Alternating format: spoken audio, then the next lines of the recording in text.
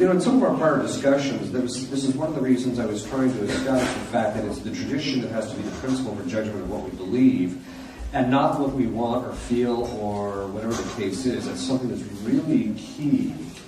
The other thing is, too, is there's always a danger, I think, of people, if they know a little bit of theology, that all of a sudden they become dangerous to themselves. We have to be careful about that, too. I suppose I should put myself in that category, but okay. In this conference, we want to talk about magisterial authority, because it's a really important topic, especially given the fact that, you know, you got cardinals. You know, I feel like we're living in the fulfillment of the prophecy of Akita, Japan, where a lady said there will be cardinals against cardinals and bishops against bishops. You saw it play itself out this last year after the synod in Rome, but all of a sudden now cardinals are contramanding each other, right in public. So, but I want to start this off by talking about, I mean, obviously we know that Christ gave authority to Peter and the apostles and their successors. We have to talk about what that really looks like theologically. But first, before I want to talk about papal authority, I want to talk about the popes that have, while they were pope, said things that were contrary to the faith. Just so that we set the stage, because there's always that theory, well, they're infallible. Well, yes. But let's first look at, because this is a historical reality that the First Vatican Council had to deal with. The first was Pope Honorius I, who actually taught the monothelite heresy. Now, the monothelite heresy is believing that there's only one will in Christ, and not a human and a divine will. He was even condemned as a heretic by the Sixth Ecumenical Council. So you have a pope, while pope, saying things for which he was later condemned for. Okay. And also he was also condemned by the decrees that were approved by Leo II. Pope Martin I, along with the Third Council of Constantinople, condemned the monothelitism of Honorius I. There is an example of the condemnation of Pope Nicholas I, who held that aside from the Trinitarian formula, one could baptize in nomine Christi. In other words, the Church has always taught you have to baptize in the name of the Father, the Son, and the Holy Spirit. Amen. You have to baptize in that Trinitarian formula, and that to baptize in the name of Christ does not suffice for baptism, but he said it did. Sometimes there's even been disagreement among popes on particular issues, as was the case of Pope Celestine III and Pope Innocent III, who disagreed over issues pertaining to the Pauline privilege.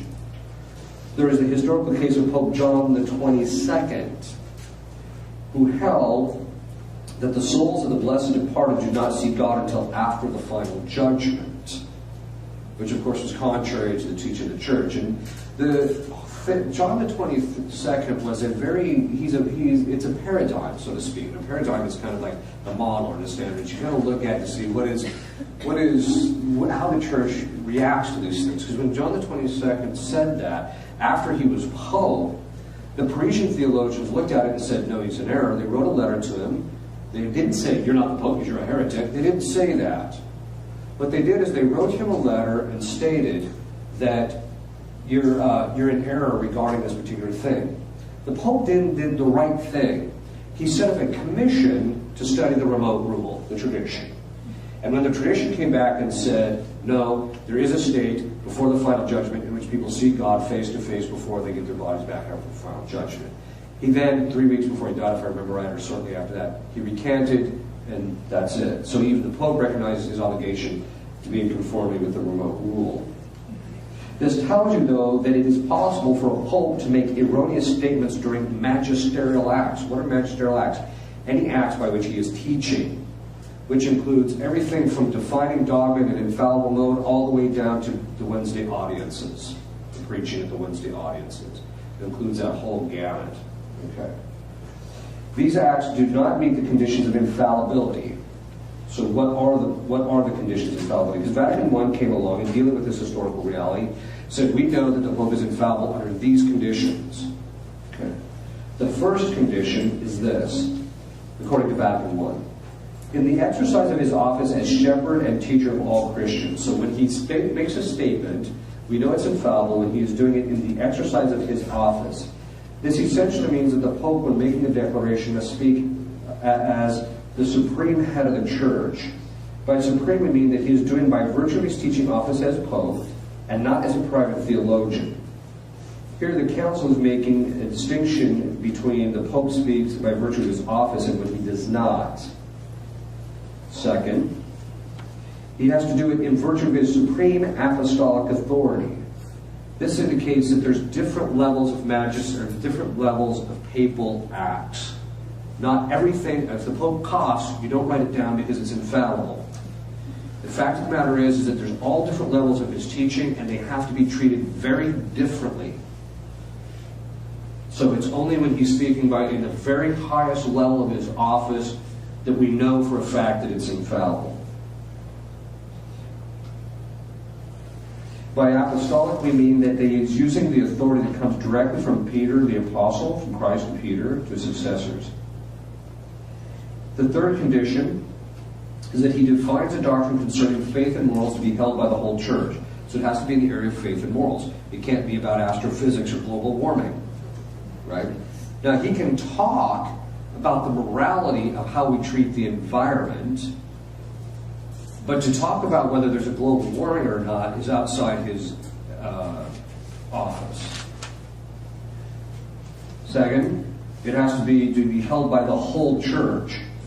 And basically this means that it precludes disciplinary matters like the Code of Canon Law. The Code of Canon Law is not infallible. It's just a code that tells us how we're supposed to behave in relationship to what the church teaches, etc.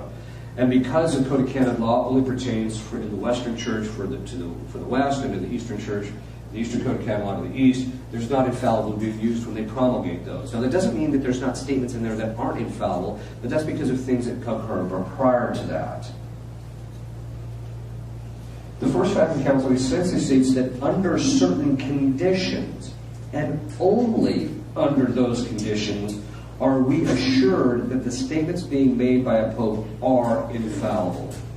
Outside of these conditions for infallibility, we do not have the same degree of certitude about the truth of the judgment of the Holy Father. There are members of the Church, of course, who treat everything the Pope says as infallible. Quite frankly, this is not the mind of the Church. It's very clear. The Church set up conditions under which we know that he is infallible. Outside of that, we don't know if what he's saying, we don't have the same degree of certitude that what he's saying is infallible. To treat it as infallible is contrary to the teaching of the Church. In fact, it's proximate to heresy because it rejects the precise formulations of the conditions of infallibility as laid down by Vatican I, by essentially saying that the Pope is infallible regardless of conditions. The other thing is, too, is that you're opening yourself up to easy historic attack. Why did the Vatican I put these conditions? Well, one is because they had historical instances of popes who had said stuff contrary to the faith when they were popes. But also it was to make clear the nature of the papal office, that as such, that its teaching authority occurs on different levels. Different kinds of teaching require different degrees of assent and different degrees of certitude in relationship to them. Okay, so the Pope is infallible under those conditions. And the question comes, well, are there other things that are infallible in the Church? Actually, it's generally conceded that the Pope is infallible when he's defining something in a doctrine. Oh, by the way, he has to be defining it, which means he has to be putting an end to the discussion and that it's irreformable. That he is making clear that he is defining it, making clear that this is the formal, irreformable teaching of the Church. It is also conceded, it's the common consensus of the theologians, that he's also infallible when canonizing saints, not beatification, canonization. But we have to understand that in relationship to canonization, there is something that has to be understood. Because today people are rejecting the infallibility of canonizations because they think it means that the person led a saintly life. It does not mean that at all. That is not what canonization means. What canonization means is that we have moral certitude that the person made it to heaven, and as a result of that, you can have a devotion or public cultus to the individual. That's all it means. It does not mean that the person led an exemplary life or heroic Christian virtue in this life. It does not mean that. So just make sure that's clear. So people say, well, what do you think about this person and that person being canonized? Well, it just means they made it to heaven. It doesn't mean they're exemplary. It just means they managed to make it to heaven. Well, do you think they made it to heaven? Well, they did receive this last sacraments on their deathbed. Looks like it. Okay. The next one is the bishops. But the bishops are infallible also under certain conditions. So if they teach, and these are the conditions. One, they teach infallibly when teaching in an ecumenical council that is in union with the Holy Father. So, and that's a very key point. What most people don't know is that the common opinion of the theologians before the Second Vatican Council is that a council was only infallible because of the fact that it participated in papal infallibility in his formal promulgation of it. That's a key point. That without that element, it's not infallible. So it has to be in union with the Holy Father. It must be in the area of faith and morals. So again, if they're talking about global warming, it must be proposed to be something definitive. And this is very key because there was a theologian by the name of Barry who wrote a book on ecclesiology, which is quite good. And he says, a large majority of the acts of councils are not infallible definitions because they are not intended as such. That's a key line. The infallibility is that to which the intention of the legislator extends. So if you actually look at the Council of Trent, virtually most of it is infallible. But if you're looking at stuff in Vatican II, because the Pope, who's the one who promulgates it, he did not have the intention of declaring any of it infallible, and he said so repeatedly. And therefore, nothing in Vatican II is infallible except that which was already infallible by the prior teaching. So he has to have the intention of definition. So we have to be careful. Because people say, well, it's in the council, therefore it's infallible. No, because you hear that all the time in Vatican II. Vatican II is an ecumenical council, therefore it's infallible. No, that's not true. The church herself, this is why I keep telling people, quit thinking outside the box of the Catholic Church. The church herself has said, these things are X, therefore they're X. You just don't sit there and argue. The Pope says, I didn't have the intention of defining anything. That's it, it's over. So we shouldn't fall into the error that everything in the council is infallible. Just because a particular document or part of a document of the council does not enjoy infallibility, however, does not give one the latitude to simply dismiss it or believe that one is not bound to follow it. In other words, there's a lot of stuff in Vatican II that is not infallibly proposed. It doesn't mean it's false. Outside of these conditions, the Pope and the councils can err. Again, it should not be presumed that they have erred unless it is clearly demonstrated. One of the things I think they need to put back into practice is before the council, lay people were forbidden to engage in public debates and discourses in matters of philosophy and theology precisely to avoid the problem we have now where everybody's got their own opinion and you watch these blogs and it's all over the map and there's just nothing but confusion. As a matter of piety, although in the past they did allow lay people, if they had to get permission in order to be able to do so. So there were ones that were given permission because I think they should. As a matter of piety, when one ought to try and reconcile the teachings of various popes, even when a pope or an ecumenical council says something contrary to the faith, that does not give one the permission to reject everything that he or the council has said. So you get people who say, well, there's this problem with religious liberty at the Vatican Council, so the Vatican II is all bad. No, sorry, that's not how this works. You throw the baby out with the bathwater. And quite frankly, that's theologically dangerous because there's stuff in Vatican II that is in fact infallible. So you can't just chuck the whole thing. That's why someone asked me, what do you think of Vatican II? I said, well, it's one of those things you can't go line by line through it. Literally. If a pope says something contrary, or a bishop says something contrary to the faith, St. Thomas says this: one is not to give assent to the preaching of a prelate which is contrary to the faith, since it is discordant with the primary rule, which we talked about earlier. Nor through ignorance is it a subject excused from the whole. While the habit of faith causes an inclination to the contrary, since it teaches necessarily all things that pertain to salvation.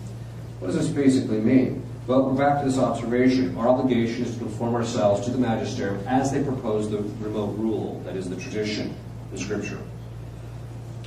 If they deviate from that, our obligation is still to the remote rule. Second, St. Thomas is saying, you don't got an excuse if an prelate comes along and says contraception is okay for you to accept it. Because the remote rule is what it is, you have an obligation to conform to it. Another form of infallibility is in solemn condemnations. You have to be solemn, though, not just condemning it. It has to be that you're putting an end to the discussion. So, for example, in the Doctrine Filius Dei, it condemns the proposition that God is not the creator of all things visible and invisible. There is also what's called De Fide Non Definita. These are teachings which have not been formally defined, yet they are still infallible. People have this idea that the only thing that's infallible is what has been formally defined. That is not the case. Ordinary magisterial infallibility has the same requirements as extraordinary infallibility. Now, ordinary magisterial infallibility is infallibility that occurs outside of councils and papal solemn acts. Okay. In this sense, it occurs when the bishops are dispersed throughout the world, teach something regarding faith and morals. It is infallible by ordinary magisterial infallibility when the bishops hold that a particular matter is something that is to be held of the faith. In other words, if all the bishops throughout the world said this is to be of the faith, then it's of the faith. It's infallible. It's not simply a matter of the bishops agreeing on something, but that they agree that it is to be of the faith. And that tells us that there's two kinds of doctrines to which, by of the faith means, if you don't believe them, you're not going to go to heaven. So, there's two kinds of those things that are de fide. There's those that are defined and those that are not defined. An example of that, of a de fide non definita, is women cannot be ordained to the priesthood. It's never been formally defined, but John Paul II made it clear that it's been taught unanimously throughout the history of the Church. Another area we talked about a little bit, in Tuus Libenter, but also there are various councils of the Church, the Council of Orange, the Council of Trent, Pius IX, among others, there's numerous ones, have said that the fathers of the Church, if there's a consensus on a specific doctrine that is to be held of the faith, then it's de fide. If you don't believe it, you're not Catholic. As I mentioned, the theologians, those are those between 1100 and 1750. If they're unanimous, same thing. Another one is called the sensus fidelium, or what's called passive infallibility. If the whole of the faithful held something, then it would be considered infallible. By whole, we mean not just a majority of the people, because the majority of Catholics think contraception is perfectly fine. We're not talking about that. We're talking about the totality, the whole of the Catholic faith cannot err, because if that was the case, then the gates of hell would have prevailed against us. So what do we do when you don't have something that's infallible? How do you treat those doctrines which aren't infallible? That's the question. Well, here the Church herself lays out how we are supposed to approach this. It actually appears in Vatican II. But here's the thing. What Vatican II was doing in this particular passage was simply laying out what the tradition before that had laid the groundwork for. In fact, you can go back to prior theologians and read this stuff all over the place, because after the First Vatican Council, there was this explosion of discussions about what do we do with this stuff that's not infallible. So, Lumen Gentium 25 says, in matters of faith and morals, the bishops speak in the name of Christ, and the faithful are to accept their teachings and adhere to it with religious assent. The Latin term is obsequium religiosum. This religious submission of mind and will must be shown in a special way to the authentic magisterium of the Roman Pontiff, even when he is not speaking ex cathedra. That is, it must be shown in a way that his supreme magisterium is acknowledged with reverence. The judgments made by him are sincerely adhered to according to his manifest mind and will. His mind and will in this matter made known either from the character of the documents, from the frequent repetition of them, or from his manner of speaking. Okay, so here's several things. First, it's clear that not everything the Pope says is infallible. Second, that this religious assent that we have to give to it, Adolf Tanqueray puts it this way: one is not certainly bound, therefore, to these declarations to assent of faith, but internal to certainly bound. In other words, it means that we're not bound to hold certain things that are not infallible with the same kind of faith that we are in those that are actually are. So if it comes from legitimate ecclesiastic authority, we have to give absolute assent to those things which are infallible. But to those that aren't infallible, he says, quote, nor is it absolute assent, since the decrees are not infallible, but is prudential and conditioned, so far as the presumption rests with the superior in the matter of faith and morals. So basically what he's saying is that, normally speaking, you should believe what the magisterium tells you, even if they're not speaking in matters infallibly. But what does he mean by this, prudence and conditioned? The Latin word is conditionatus, which means that the assent that one gives is based upon the understanding that comes from the nature of what is being proposed for assent. That is why it is translated as conditioned. What are those conditions? Well, those are the theological notes again. In other words, something that is sententia fide proxima, you have a greater obligation to give assent to it than, say, something that's pious tradition. And so how the type of assent you get is proportionate to the degree of certitude regarding that particular doctrine. Now, I realize that as Catholics, we would just like everything to be just cut and dry, right? Well, everything should be infallible, or everything should be not. Everything should be just nothing, right?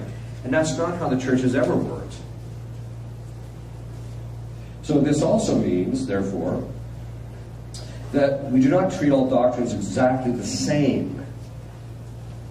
But then there is also prudence. Prudence dictates, as a general rule, one should normally listen to the magisterium. In other words, you weren't given the grace to discern matters.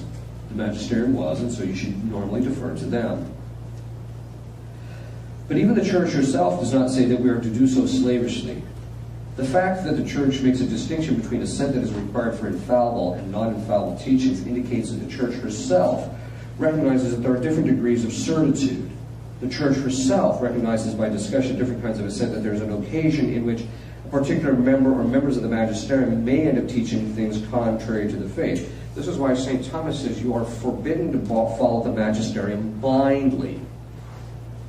If you're talking about something that is infallible, you have to follow it, period, absolutely, whether you understand it or not. But when it comes to other things that aren't infallible, you can't just sign on to every single thing that they say. Because if that was the case, you'd be signing on to doctrines like the seamless garment, you'd be signing on to contraception, etc., because we've always got these people saying it. We've always got magisterial members saying this stuff. So then the question becomes, okay, well, what do I do to keep myself from falling into heresy? I can't follow blindly. It's not me who makes the determinations. How do I know that I can do that? How do I know what to do so I end up going into heaven ultimately? The question then becomes this: what do I have to do to avoid ending up in heresy myself? So we know that if you take a look at the way the tradition has treated these things, these are the following principles. First, all principles that govern rational thinking must be adhered to in order for a particular teaching of the member of the magisterium to be held as true. Since truth is one, any contradiction of self-evident metaphysical and logical first principles automatically discredits what any magisterial member would say. In other words, if you're not following the principles of right reason, you don't have to follow them. So, for example, the principle of non-contradiction. So when the principle of non-contradiction says, the formal definition, or formal formulation is, thing cannot not be and be in the same time, in the same respect. It just means that something can't contradict itself. So if a member of the magisterium comes along and contradicts what, when he says, you don't have to believe that Christ, was raised from the dead in order to be saved, we know that's not the case, because he's contradicting something that's clear. The statement is clearly contrary to right reason or the natural law. So when someone says that contraception is okay, we know that's not the case because the natural law is very clear. Contraception is contrary to the natural law. 3, the persons interpreting the statement made by the member of the magisterium must A, have a true grasp of the church's actual teaching on the matter. Now let me make this very clear. I don't care how many books you've read, it does not give you the proper grasp necessarily of the material.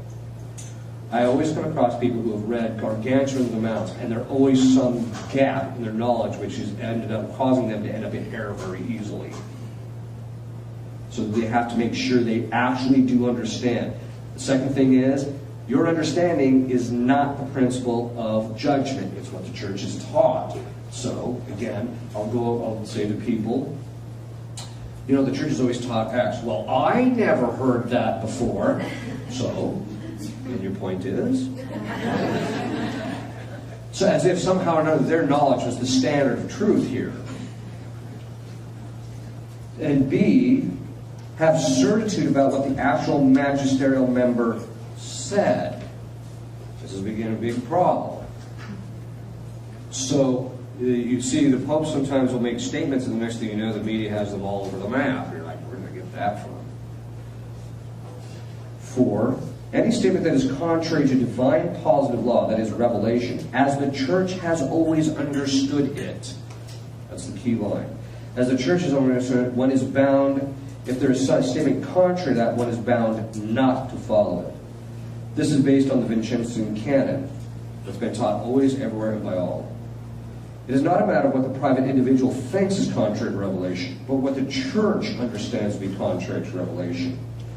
If any member of the magisterium teaches something contrary to divine positive law, one is not permitted to follow that teaching.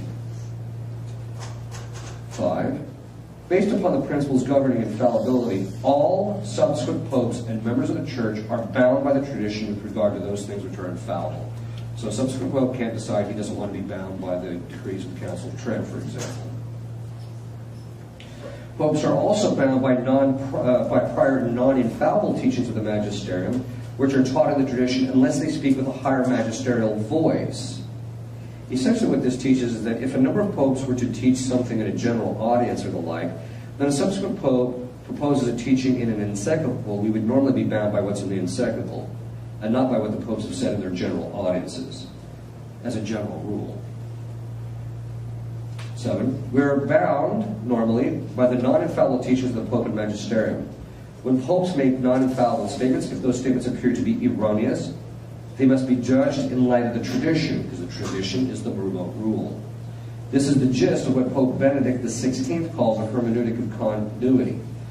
It essentially establishes the tradition as the remote rule and the principle of judgment of subsequent magisterial teaching. However, one should not simply presume that because the Pope is saying something in a non-infallible manner, that one should immediately presume that it is erroneous.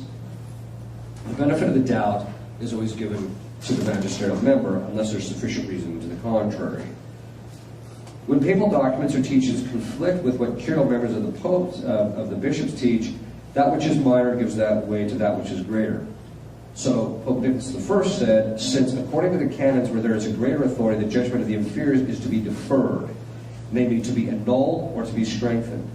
In other words, if there's a superior who comes out and says, like if the Pope comes out and says something, it trumps what a bishop says. Greater weight is to be given to more than one Pope who speaks on an issue than to just one Pope. Again, as a matter of rule, providing that he's not, the one Pope isn't defining something or speaking with a higher magisterial voice. And if a subsequent teaching does not address a prior teaching and the prior is more founded on the deposit of faith and tradition, one is free to adhere to the prior teaching unless the subsequent teaching is stated in a more authoritative way. 11. In questions of doubt, since even the popes are bound to the traditions, as is evidenced by the papal oath, favor in questions of doubt normally fall to the tradition. In other words, in matters of doubt, you just follow the tradition. This is based upon the principle that even the popes are bound by the tradition as a matter of precept. 12. Where there are two conflicting teachings of a non-infallible matters are proposed, the magisterium has the obligation out of charity, justice, and prudence to clarify the teachings and pronounce a judgment. As a matter of prudence, one should normally suspend one's own personal judgment about about the thing until the magisterium has passed judgment on a particular matter. The final judgment of the magisterium, that is, if it's infallible, is final. 13. Current disciplinary norms of the magisterium bind in the form of conscience. This principle will hold true unless there is something contained in the current disciplinary norms which is clearly contrary to the positive faith of the Church's constant moral teaching. So, if the Church puts out, say, a new law on fasting, you have to follow the new law on fasting unless it's contrary to the divine law. 14. One is never free to make oneself the principle of judgment. This follows from the fact that these are matters of the intellect and not of the will. Therefore, they are matters of judgment, not choice. 15. In matters of doubt, because I get this from time to time, people say, well, we want to let our own children choose. We want to let our own children choose what they believe. Sorry, it's not how it works. Because it's not a matter of choice, it's a matter of the truth. The truth is a matter of the intellect. In matters of doubt, where the popes have not clarified or made a determination, or none of these principles apply, then we may follow the principle of St. Augustine, or at least it was attributed to St. Augustine. In necessary things, unity. In doubtful things, liberty. In all things, charity. Okay. So, just to recap just a little bit. It means that there are certain statements of the Church that are infallible and some are not. Those that aren't, there are different degrees of certitude we have about that, and the Church expects us to give consent to those based upon the different degrees of certitude. Pope and magisterial members can fall into error. When they fall into error, you go back to the remote rule, which the tradition has always taught. But you have to be able to make sure you know that it's truly in error. Because I get a lot of people who say, oh, the Pope said X, Y, and Z. What do you think of that? Well, that's what the Church has always said. Oh, right. So, usually they get mad because they're very attached to the particular thing that they've said. Now, St. Thomas makes a very interesting observation. Yeah, he asks the question, what's the difference between faith and opinion? And he says, faith is that which proceeds from that the person has certitude based upon the fact that the virtue of faith gives the person to see the truth of the matter.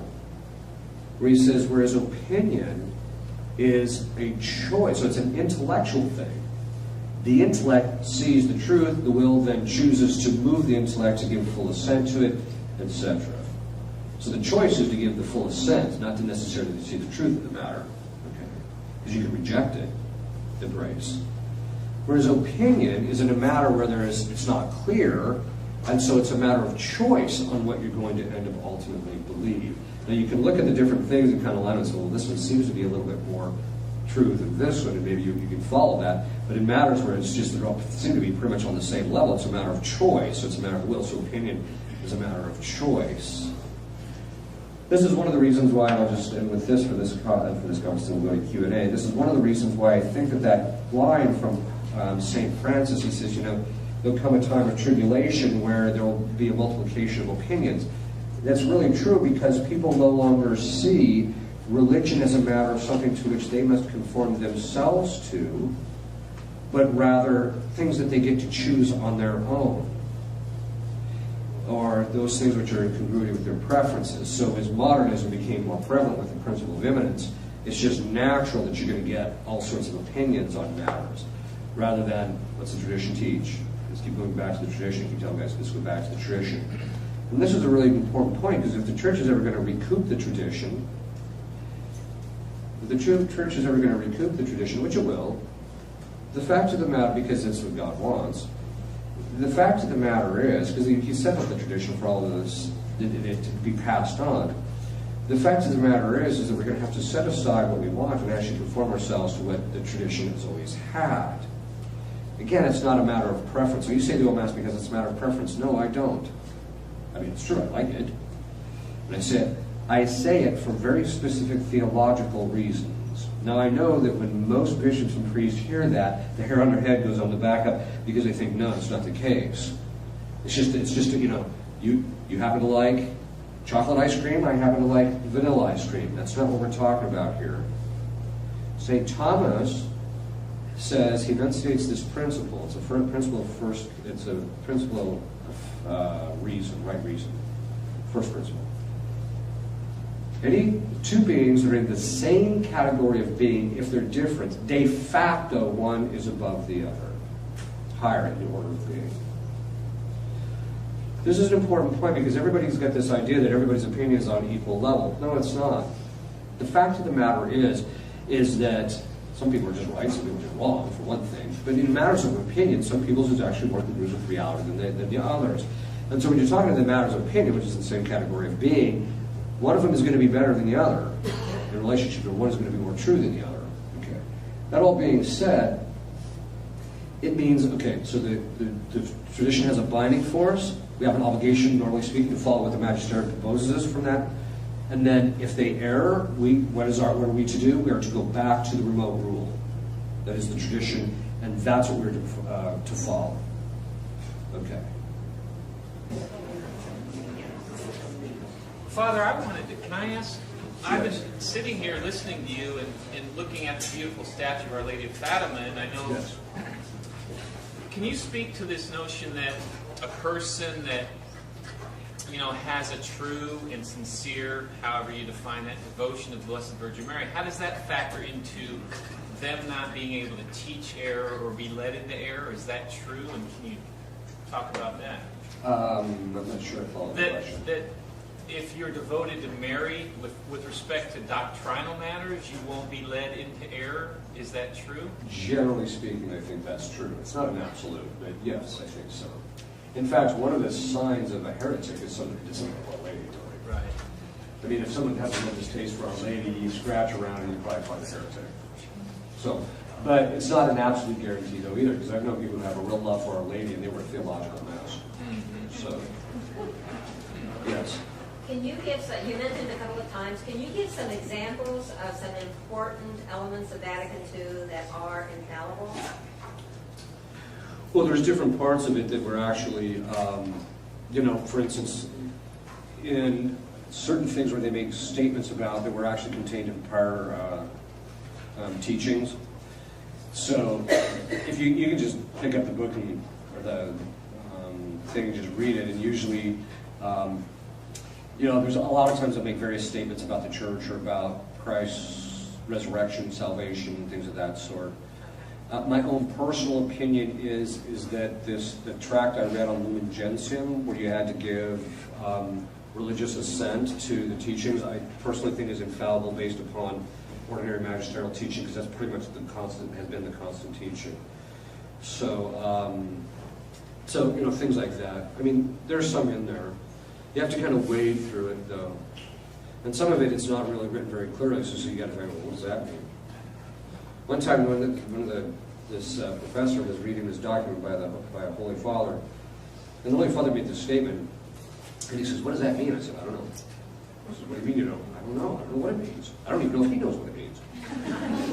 Because literally, when you read the statement, it just didn't seem to make any kind of sense. So, but anyway, that being said, I think that you can sit down and actually go through some of it, because some of it is actually stuff that's been taught in prior. There's a few mentions. Well, even for example, here's one. They talk about how when the Pope speaks on faith and morals, that and under these certain conditions he's infallible. This is at Vatican II. Well, that's right, Vatican I. So that's an example. So not everything in Vatican II is bad. Yeah. What do you think of the communion mass, the priesthood, communion service? When the priest isn't available. Yeah, anybody goes up there. I have a very different mindset when it comes to the sacraments than I think most people do. First, I don't think that, while it's salutary for people to receive the sacraments as frequently as possible, I don't think that principles and safeguarding the sacraments and safeguarding doctrinal matters should be compromised in order for people to be receiving them. So that being the case, I don't see the necessity of people having 24/7 access to the Blessed Sacrament. In other words, if there's a day that a priest isn't available, then there's just a day that people aren't going to get to Mass. I don't think it's necessary to have that. What's really, if you look at it, what some of it is, not all of it, but what some of it is, is certain people in the church want rid of the priesthood, and basically what they want to do is put the lay people in charge, and then eventually the lay people will just be running everything, and then the priest just kind of shows up. Maybe in the future they'll let lay people consecrate, etc., and then they'll just distribute this stuff and just let lay people run it all. That's what they really want. They want a church without the priesthood. Yes? Could I introduce the notion of prayer? In other words, it's What's that? wonderful. I appreciate everything that you say, that something is de fide and all that. And I accept this, or, you know, whatever a church says. I have to ask myself, what does it mean? And perhaps St. Thomas figured out what he wrote by being on his knees. Yes. And I know I'm introducing a subjective note, you know, like the Trappist. Merton went that way. I don't bring up a controversial figure, but there is something with contemplation. The Carmelites, St. John of the Cross, Teresa of Avila, these kind of people, they saw suffering and the meaning of Christ's life and what the church was teaching in the light of prayer. And can you comment on that? Yeah, I mean, well, prayer is one of the acts of the virtue of religion, which is some virtue of justice, that if you don't pray sufficiently enough, you're not going to be saved. That's what St. Augustine says. He doesn't pray, he will not be saved. Some people ask, how much you got to pray? The minimum in justice is 15 minutes a day, minimum. That doesn't fulfill the obligations of charity, which is to pray always. But I agree with you in the sense that I think that one of the things that really happened, that, you know, there was a collapse in the prayer life of the church, and there was a collapse among the clergy even. I mean, there was an instance where Fulton Sheen, a priest, came and said, I want to leave the priesthood. And so Fulton Sheen just sat him down and said, when did you stop praying? Right, so there's that part of it. And then the guy admitted he hadn't been praying for over a year. So but the other side of it is that there really is asking God to enlighten you so that you'll actually understand the meaning of these things is really clear. St. Thomas used to do it all the time. He used to pastor God all the time. And in fact, he pastored him so much about one particular topic that finally his guardian angel showed up and said, look, Thomas, there's certain things that aren't to be known in this life. Right? So, but the St. Thomas was known for that if there was a question, he would pray about it and ask God to enlighten his mind. And I actually did that with St. Thomas. I said, well, St. Thomas did it because I was writing my doctoral dissertation and I couldn't make hide or hair of it, because I was dealing with a topic that everybody couldn't make hide or hair of it. And so I just said, well, I'll go do what St. Thomas did. So I went to St. Thomas and I said to him, if you give me the answer to my doctoral dissertation, I promise to go visit your body. It was like when a but literally, it just, it's not explode to me, but literally it was a grace that just came in to the conditions. That's what it was, true. I went back and looked at it and realized it was all over his writings, and everybody was looking at it, not seeing it. So when I took it to my thesis director, he said, this is so obvious. Why hasn't anyone seen it? The other thing is that, you know, one of the things, and this is about my own particular spiritual life, but you can do this generally, and I'll talk about it now, even though I was going to talk about it later, is that, you know, one of the things I'll often tell people to do is that when Our Lady and St. Joseph took our Lord to St. Simeon said to Our Lady, and it says in Scripture, he prophesied saying, which means he was speaking on behalf of God, not foretelling the future. He was speaking on behalf of God. He said, your soul shall be pierced so that the hearts of many will be laid bare. Which means that she will go through the passion with Christ, and as a result of that will merit an intimacy with God in which she will know things that other people won't, and therefore she's capable of revealing them. So what I will do is I'll very often go to her and ask her, reveal to me, you know, what's the nature of this demon when it's in possession cases? Or what's the name? I tell my spiritual directees, go to Our Lady of Sorrow, specifically under that title, and ask her, reveal to me what are my defects. But you can also ask her, reveal to me these things that are hidden that I don't understand about the faith. You can ask her to reveal that. And so if you're reading it, you don't quite understand it, or it seems confusing, ask her to reveal it. And very often she will. So, yes. I have a question here about is the Mass about faith and morals, or is it or is it just an expression of our faith and morals? I know it's a sacrament and a sacrifice. Right. And the reason why I'm asking that is because in light of the Vatican II documents, the Mass was not directly the Vatican II, you know what I'm saying? It was kind of a result of that. And Right. illustrated of that is the fact that Pope Paul VI had to promulgate it in that last final document after the council had already been dismissed and everything. And that, you know, and Benini wrote the majority of it, and all he had to do was one person or whatever. And I was just curious, you know, because all of the popes, like John the 23rd, Paul VI himself, I know John Paul II and Benedict, I don't know about Francis or John Paul I, because his term was so short. Right. But they all said that council was pastoral in nature. It was not about faith That's and right. morals. So Right. in that sense, then, is the Vatican II council actually fallible? Yes. In its, okay. Yes. It is fallible because of the fact that, well, first of all, the problem is in the language that was used at the council, and then the subsequent language used to describe the council. So even in the council it says the dogmatic constitution of the church. Well, there's some dogmatic, some not. So in a certain sense, there were, in other words, let's just put it this way.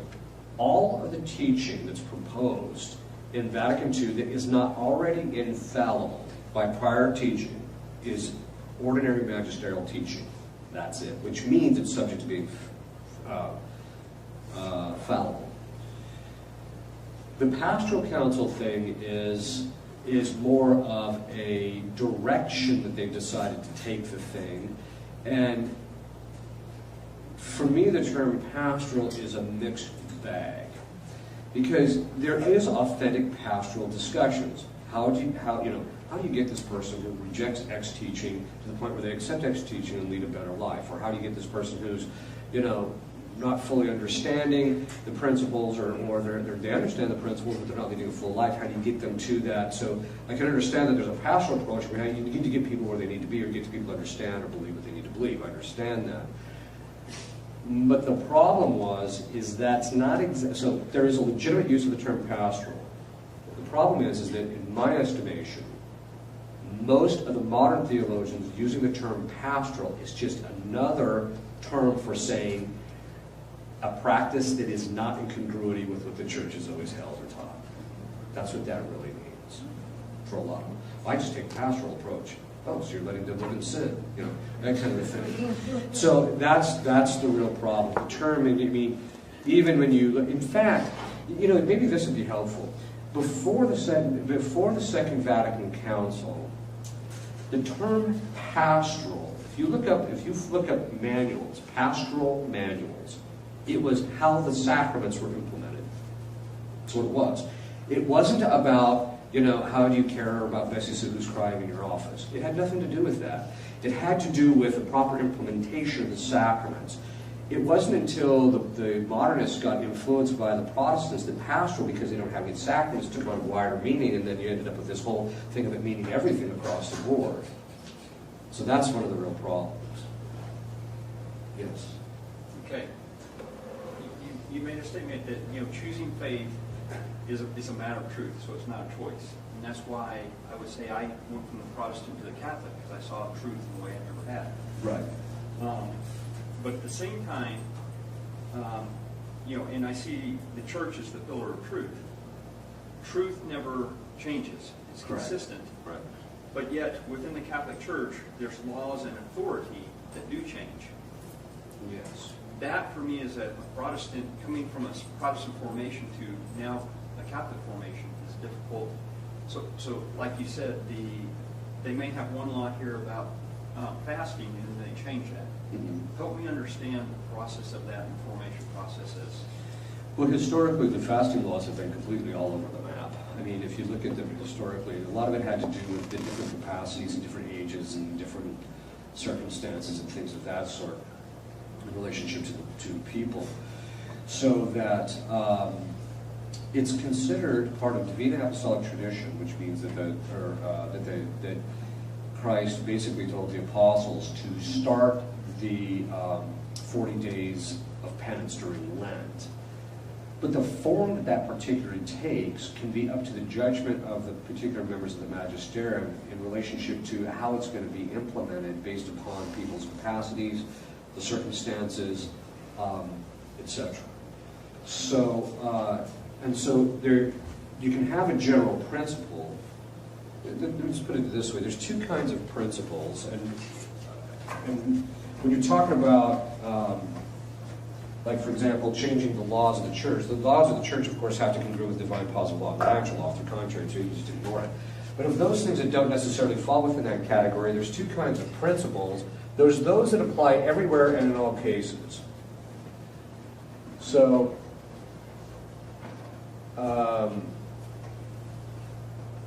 and basically, so for example, a principle that applies everywhere in all cases is that things can't contradict themselves. It applies everywhere in all cases. Things, in every case, things don't contradict themselves when they're true. Okay. This is also true of precepts. So there's certain precepts that bind everywhere and in all cases. Negative precepts bind everywhere and in all cases. Thou shalt not commit adultery abides in every case of adultery. So there's that. But then there's positive precepts, which St. Thomas Aquinas says applies mediating the circumstances.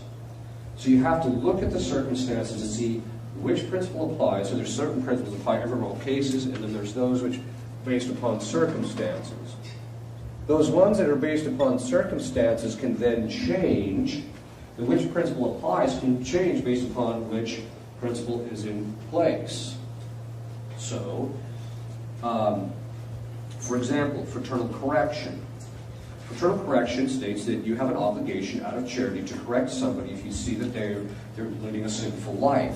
However, because it's a positive precept, St. Thomas says, you have to make a reasonable judgment that the person is going to take the correction. If they're not going to take the correction, you don't correct them. He says, unless they're your kid, you got to correct them anyway. But he says that when it comes to, say, so one of your peers, you don't correct them if they're not going to accept the correction. So the precept to fraternally correct doesn't apply in that case because of the fact that the person can't receive the correction. You have to pray for them and so that they get disposed so they can receive the correction. The same thing is the case in relationship to ecclesiastical laws like canon law. It tends to ebb and flow over the course of time or changes based upon what the circumstances that are in place. So, for example, historically, the theologians say that basically what happened was that Christ ordained, this is very interesting, St. Robert Bellarmine talks about this. Christ ordained all of the apostles to the priesthood on Monday, Thursday night. But he did not ordain them all to the episcopate. He ordained Peter to the episcopate.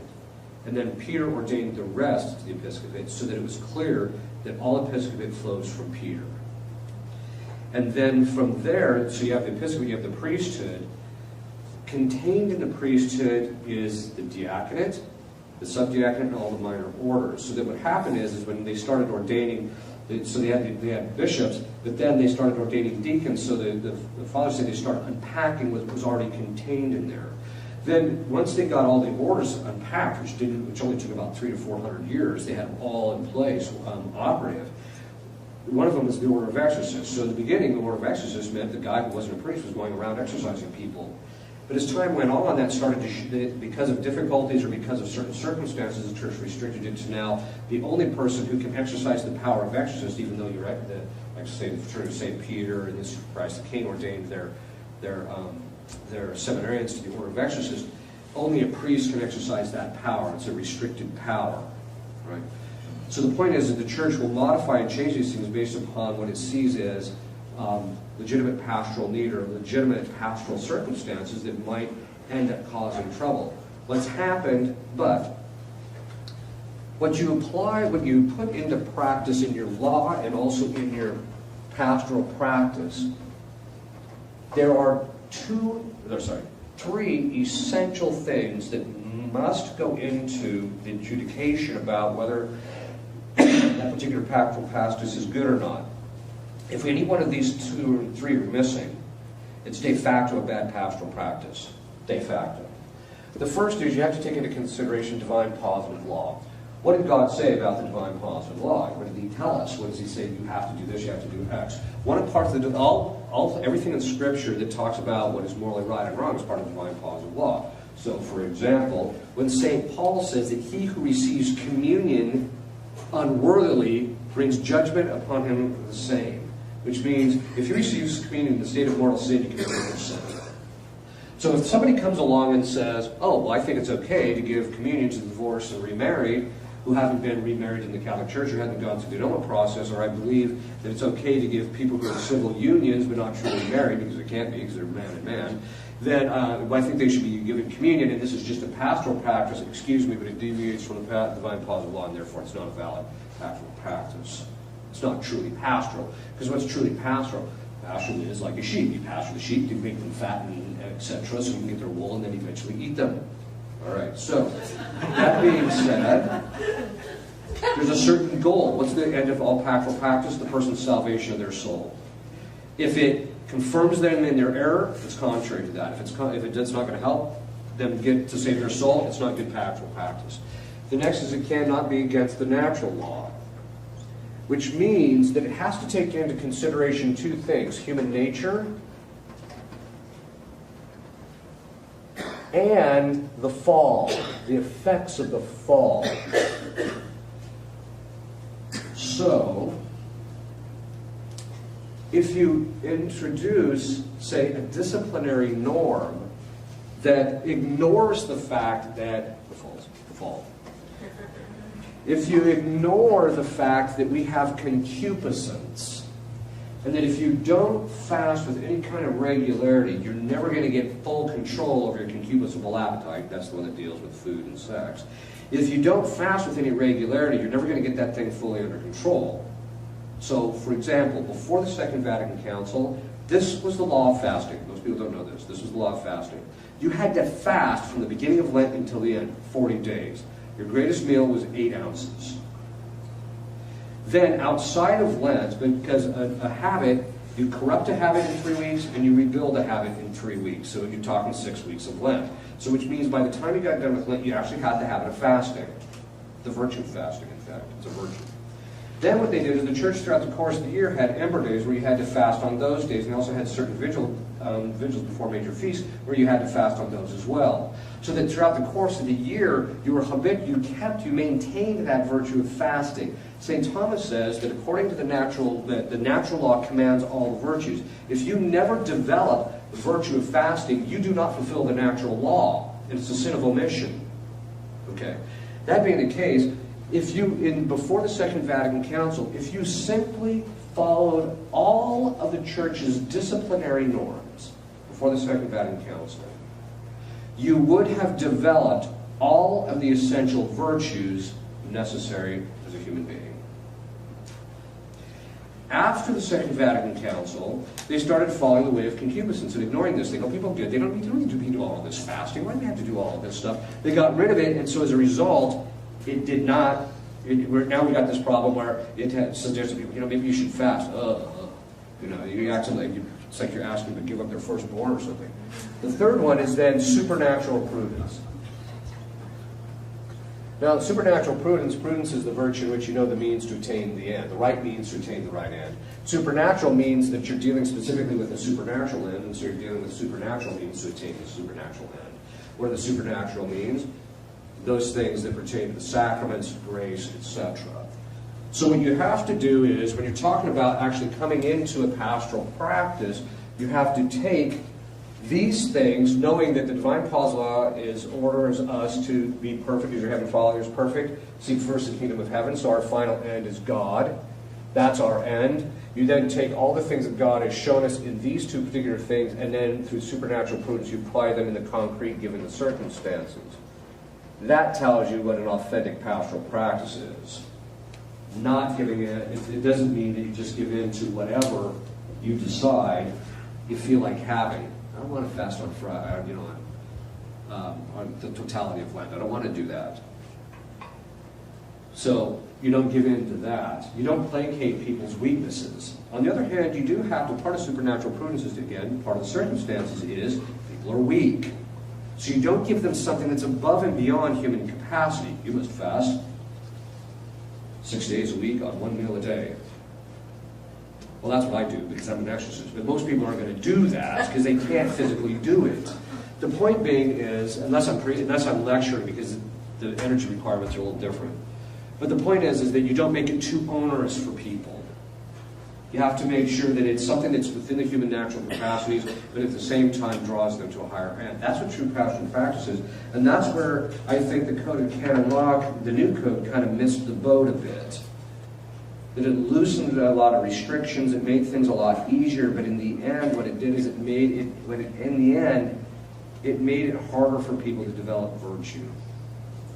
Because most people, I hate to say this, most people do not have sufficient interior motivation and drive to pursue perfection all the way to the end, the grind, the pain, the difficulties, the darkness, all that to get there. Most people don't have that. So instead, you got to have the guy outside with the horsewhip whacking him. And that's the church. Most people need that. We know this with our kids. If you don't keep discipline, this is what's going to happen. So what happens is we lost the discipline within the church and everything's collapsed. And now people, and you see this, there's this constant tendency towards placating the fall. So you see this, first we went from, originally I think it was 11 days of holy obligation to 8, and now we're down to 4, and now there's only 2 in this country that you have to, unless it falls on a Monday. Certain ones fall on a Monday, then you're just like... Italy has 18. Yeah, exactly. So what's happening is we're going the way of all flesh, they say. And I think that that's one of the things. Or another thing that I think is really... this is something I kind of got myself into a little bit of trouble. It's kind of like I lobbed the bomb and then watch everybody blow up, right? What happened was, is I made the observation, and it was a legitimate consideration. I wrote this article and I basically said, look, one of the real difficulties that's occurring right now is people fail to understand that human beings have concupiscence and we're easily drawn into sin unless we're careful. So I made the observation that, look, to talk about anatomical details of NFP in a group where couples are present or are already struggling to be chaste is absolute spiritual suicide. Because you're talking about anatomical details that they've got to keep their mind off of anyway at the current moment. So I basically said, look, if you're going to teach anything about NFP, you teach the conditions under which it can be done, you teach about the philosophy and the theology behind it, and then if they need to know it after their marriage, they go see a clinician who can sit them down and tell them this is how they do it. Ooh. It was like, because for some people, NFP is the 8th sacrament. And so it literally degenerated into 2-year knockdown, drag out in the periodical. Of course, I just stayed out of it. But what was happening is, lob the bomb and see the response. Okay. The point is that it failed as a pastoral practice to teach anatomical details in an NFP course for couples getting married is a bad pastoral practice. I'm not saying you shouldn't teach them other aspects of NFP, just saying anatomical details. Is bad pastoral practice because it fails to take into consideration human beings under the fall, concupiscence. So that's why it's bad pastoral practice. That's an example of it. So that's what people have to kind of keep in mind, I think. That was a long-winded answer to it. Yeah. Got another question. Hopefully it's shorter than the last Same one. line. A couple of times you've alluded just about staying under the authority of the church and how that brings protection. Yes. Can you just elaborate just for a little bit on I'm going to do that tomorrow morning. Okay. Got it. Yes. This says in the last talk you did a while ago, that souls in hell, they stay there or can they come back here and mess with us? They can, okay.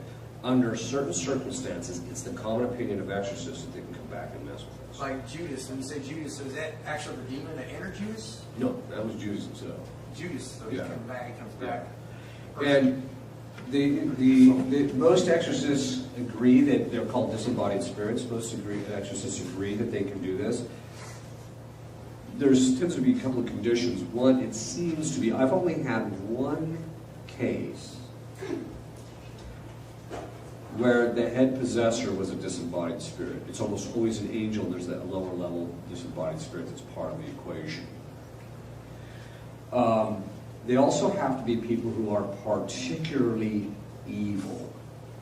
So if you look at the case of Anneliese Michel, the one that Dr. Ripperger mentioned in Germany, Nero, Diocletian, Hitler, the local pastor was one of the possessors. They went back and did an investigation, found out the pastor was a particularly bad individual.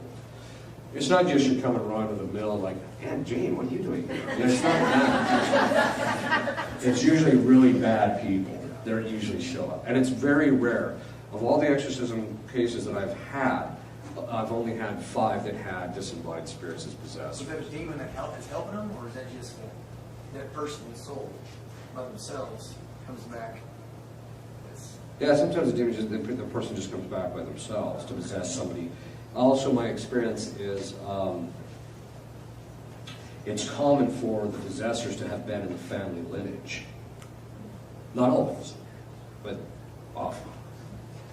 So, yes.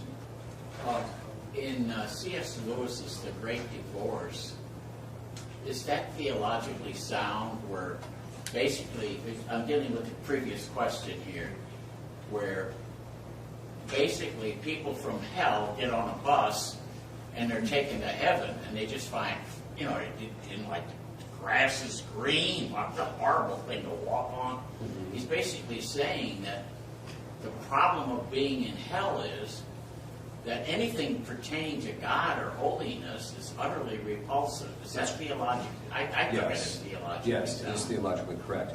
In hell, people have 2 kinds of inclinations. And this also applies to demons, because demons also have a natural law. When God made them, he also instilled each angel with its own proper natural law. So they have the inclinations that are proper to natural law, but then they also have, when people finally make their choice and God damns them, the will becomes fixed in evil. And also, the demons, when they made their choice, they chose something opposite of their inclinations, and so they chose to incline their will to something that was disorder. And so they also have that is based upon their particular sin. Okay. Now, what that means is that things that are at variance with this sin cause them revulsion and annoyance and pain. So one of the things you'll do in the exorcism case is you got to, sometimes if it's going to be one that's going to drag out for a little while, you beat out the demon what you get damned for. And then when he says it, then you just use the opposite things of that, and it makes his life miserable. So this is, so the fact is that they find, because they've chosen evil, they find good, and it's contrary to their will, so it's repulsive. Yes? If we are committed, like, to the going to extraordinary form of the Mass, are we then obligated to follow the 1962, like, the Ember Days, and do the fasting for that, and the 24-hour vigils of the Blessed Virgin Mary's feast? Are we supposed to be doing all that, and then fasting for the 40 days and stuff like that? I would recommend it, but here's the thing. So I would recommend. Here's the thing. So in relationship to the 1962, the Vatican basically said that there's 2 different things. There's those which are proper to the ritual itself, and that you are required to do. So, for example, you have to say the Mass of Ember Days on those particular days, the Mass. But as to the disciplinary norms that are out, that do not touch on the ritual, I do have a theory, by the way, having written books on psychology, is why when you step up to a board you can't write. The disciplinary norms that do not touch directly upon the ritual, you have to follow the current law in force. So. That is, sometimes it's hard.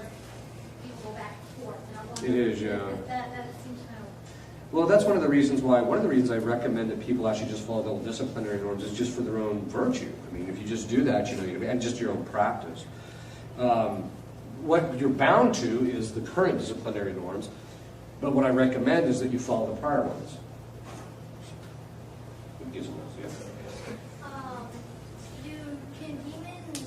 Do demons suffer when they're here on earth?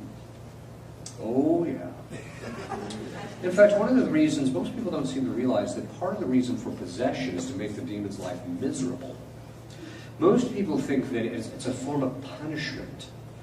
So what happens is that they'll take possession of somebody. Now, they get a certain distraction by possessing somebody, so it gets their mind a little bit off of their own suffering, which is why they like doing it. But the problem is then steps the priest, and then their life degenerates from there. Because what happens is that, and this is something I learned as an exorcist, seeing it, that you're an instrument of Christ's justice to them. That part of their going through the exorcism rite is extremely painful, and it's a form of punishment, and you are the instrument of that punishment, and that has right order. So when they possess people in this life, it makes them miserable when the exorcism goes on. There's another kind of a flip side to it, which is interesting, because I finally got Beelzebub to admit it once. I said, every time you get someone to fall, it adds to your sorrow, doesn't it? And he said, yeah, it actually does. Even though he's compelled and driven to do it, and he cannot stand the idea of anyone being in heaven whatsoever, he'll do everything he possibly can to keep something. Once it's all done and over with, he suffers the guilt of it. Of each individual that he drags down. Yes. So, like a Judas or a Hitler, are they just evil, or are they demon possessed? Can someone just be evil on their own without? Yeah, you can just be evil. But normally speaking, if you're really evil, over the course of time, the demons are going to step in and help you out, so to speak. Yes. Nope. It's fixed. And actually, that's one of the things I do with the demons. I mean, that's the constant tradition of the church, is that once they've made their choice, it's fixed. I actually have got, and that's one of the things I beat them up with, that you're stuck in this and you're never going to get out. The other thing is, too, is they'll manifest it in a very peculiar way. You'll say to them, okay, so you were created for X, yes. And you had delight when you first saw that, yes. And you chose this miserable state, even though you knew X, yes. And you knew all the effects of this choice, they were going to be miserable, yes. And you do it again, yes. Their wills are fixed. They're not going to change. They regret their decision, not because it's like Bill Clinton. He didn't regret the adultery. He regretted getting caught for the adultery. So it's the same thing in this particular case. They regret the punishment, not of all the misery they're going through, but they don't regret the choice. Yes? I read somewhere, is it true that they hate us so bad and they want to destroy us so badly that because we have a choice still and Yes. they made that decision? They envy us. They envy two things. They envy the fact that we still have a chance of salvation to see God, and they also envy the fact that our life in this, even when it's kind of miserable, our life is pretty good compared to what they got going on down there. And that's why they want to rob it from you. Yes. Can Catholics in the state of venial sin be possessed? Yes, it's exceedingly rare, though. It's very rare. It does happen, but it's very rare. I'm presuming you mean only having committed venial sin and then became possessed. But that only happens purely by the will of God. Or unless you can't, well, let's just talk about that. There's so much information in this area, it doesn't matter. We'll still have plenty to talk about in the next couple of conferences. There's three ways a person becomes possessed. The first is by committing mortal sin. What most people don't know is that mortal sin is an open door. The proper effect of mortal sin is possession. Most people don't grasp that. What that means is that when you commit a mortal sin, you take yourself out from underneath the order of God and place yourself out underneath the order of Satan. There is no limbo here, in this case. So you're either under God or you're under Satan. And when you commit a mortal sin, you're placing yourself under Satan. Doesn't matter whether you want to or not, that's the reality. Once you do that, then it's up to God. So actually, it's talking about any mortal sin is an open door to possession. Once you do that, however, it's up to Christ to determine whether he's going to let the demon through the door or not, which he doesn't do in 99% of the cases. Okay. The second kind of way the person becomes possessed is if some grave disorder happens to them, because disorder is the domain of Satan. So when you take something and you use it in a disordered way, you place it under the domain of Satan. This applies even to human beings. So one of the common ways that you see people becoming possessed is through rape, molestation, physical or psychological trauma. That's how you very often see people becoming possessed. People say, well, wait a minute, they didn't do anything on their own. That's true. But this gets into a particular important issue. There are two parts to every sin. There's the culpability of the sin, which is in the individual. That's the subjective part. But then there are the temporal punishment due to sin. There are effects of sin. Now, there's two kinds of effects. There's subjective effects. So every time you choose sin, you get more disordered interiorly. It's harder to be good. But then there's objective effects. I was mentioning this at lunchtime. Let's say, for the sake of argument, I don't have a clue that murder is bad. Now, you'd have to be pretty clueless, but let's just say, for the sake of argument. And I'm standing on the top of a building, and I just find it so enjoyable to throw midgets off the building and watch them fly. Isn't that cool? Look at that. That'd be cool, right? All right. I might not be subjectively guilty of murder, but the fact of the matter is there are objective effects of that sin. People are dying here, right? It's the same thing with sin.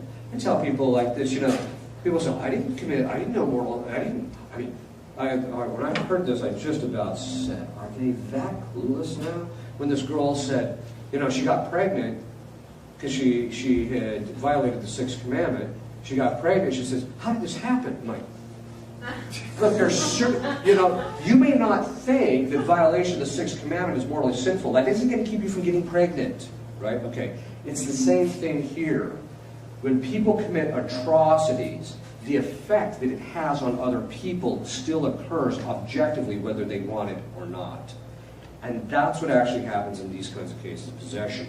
There's certain effects of sin because using a thing in a gravely disordered way places it under the domain of Satan, and so someone can actually, their body become placed under the domain of Satan through no fault of their own. It's just the nature of the beast. Okay. So about half of the people that show up on my doorstep are people in that category. The other category I've only read about. So, and I've never seen an authentic case of it. And those are people who, but I have read about them, who became possessed purely by the will of God. Purely. Nothing gravely has happened to them and never committed a mortal sin. So, for example, there was a nun in Iowa who in the 1930s, or was it late 20s? I think it was late 20s. She became possessed. The exorcist got the demon to the point and says, how did she become possessed? What sin did she commit? Thinking that everybody could get possessed because it's more sin. He says she didn't commit any sin. What do you mean she didn't commit any sin? He said, he said, why are you possessing the woman then? He said, there's a sin in the region and God wants reparation for the sin. So they set up perpetual adoration. After about a week to 10 days, boom, she was liberated from the process because the reparation had been made. So this is a very important point. So those are the different ways that people can actually become possessed. Those by the pure will of God are not too common. Yes? Is there such a thing as generational possession? Oh, yeah. Yeah. In fact, Satanists try to do that. Satanists actually have kids do rituals over them while they're in the womb and outside the womb in order so that the possessor of them can possess them. Where does hexes and curses go in this? That's part of the process. Oh, it's part of it. Yeah. Yes. Yes, a lot of people are under the misunderstanding that all ghosts are demons. What is the Catholic unofficial canon or official canon about ghosts? Okay. Actually, that's interesting that you say that. Apparition. It's interesting that you say that because a number of people also believe the opposite, that all ghosts are people that were alive today, which isn't the case either. Ghost just comes from the German root Geist, which just means spirit, so it's just anything spirit. So when you're talking about ghosts, like for instance, they're in a particular location, in a particular place, there's three kinds. The first is a demon that's just infesting the place. The second is a theoretical one, which I've never seen, and no exorcist that I know of has ever seen, and that's someone, a disembodied spirit who's come back to possess a location. I've just never seen it. The third kind is somebody who, because of the particular sin that they committed, managed to be saved with their purgatorial sentences that they have to be bound to the place of their sin until the requirements are met. So, for example, I got 4 of these examples. There was a monk one time, after he died, he started appearing in the monastery in his room. And so finally they asked him, you know, what are you doing? What are you doing here? Go away. What are you doing here? Okay. And he said this. He said, when I was alive, I was put in charge of building the monastery. But I violated my vow of poverty by making sure that my room that I built for myself had certain amenities that the others didn't. And so he was stuck in his room until the sufficient number of masses were said for him. So they said the masses, and then shortly after that he stopped appearing. Yes? So you're suggesting that there's a loss of perspective that one has precedes the act of sin? I'm sorry, one more time? So you're suggesting that there's a loss of perspective and blindness that precedes the act of sin? In many cases, not all. Yes. And an example of not all would be? Somebody who fully knows that blowing someone's brains out is a grave matter, but they want them to do it willfully. Yeah, it's willful. As Satan? Yes. Yeah, in fact, his was fully volition, without any weakness or any clouding of intellect or any of it. So, Yeah. I'll let you finish the three types, but there's the purgatory ghosts, can they don't shake and rattle chains and scare you, they're just No. like stuck. Yeah, in fact, if you see things moving around and stuff, that's always demons. It's, Okay. The people that are part of purgatory, in fact, I've only dealt with one authentic case of it myself personally. There's a woman that kept appearing in this house. We found out later that she was mentally ill and killed herself when she was mentally ill. So there wasn't sufficient reflection of full consent. Even though suicide is morally sinful, she just wasn't all there. And so what happened was, in a purgatorial sense, she was stuck in this house.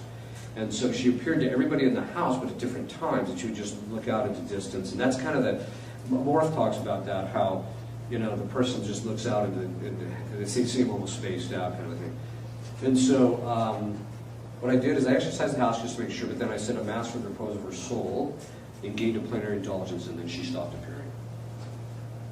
Yes? Is there any point in there for a soul committed suicide? Yes. There's two things that you can actually do. The first is we don't know the psychological state of somebody in that. So you can pray that God has, that if they're in purgatory, God has mercy on them and that they were released from purgatory, if they're in that psychological state. The second thing is that you can do is, because God is outside of time, you can ask God to go back in time, so to speak. Now for him, it's not going back in time. But to give the person the grace, after they began the process, give them the grace of final repentance. That does exist. Did you hear it? There's a story where, and the reason I recommend that is for this reason. There was a woman in France whose husband committed suicide. And she was a very devout Catholic, and she was very distressed by this. So someone says, well, go over to this place called Ars. There's this holy priest over there, and talk to him about it. He seems to understand this stuff. So she goes there, and she gets to the church, and the line for confession is 2 days long all the way around. It's like, I don't have 2 days. So she goes to the communion rail and starts praying, and then all of a sudden, boom, St. John Vianney busts out of the confessional, comes up to her and says, I want you to know that your husband was saved. That when he jumped off of the bridge, Christ gave him the grace of final repentance, and he took it. So that's a pretty powerful story. I don't want to mitigate the severity of how serious suicide is, but on the other hand, there can be factors, and I'm not saying either, because some people say anybody who commits suicide has to be out of their mind. No, that's not true either. What I'm saying, though, is that many are, and so that it's probably it's not a bad idea. The second thing is if the person's in hell, then your prayers just go into the spiritual treasure of the church and then given to somebody else. So it's a good thing. It's not your prayers that can go to waste. Yes. And deceased relatives or anybody in purgatory, can they pray for us? Yes. I know we pray for them. Yes. They can pray for us because they're in a state of grace, or they can merit, so they can pray for us. We can pray for them. They cannot pray for themselves. We can pray for ourselves.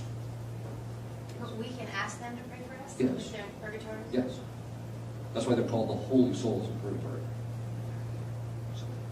Okay. If you'll kneel, I'll give you a blessing. Oh, sorry. One last question. Does asking them to pray for us help them to more quickly marry? No. They can't do anything on their own to speed up the process. Benediction Deum, Votantis, Patris et Filii, et Spiritus Sancti, Summa Vos, et Mane.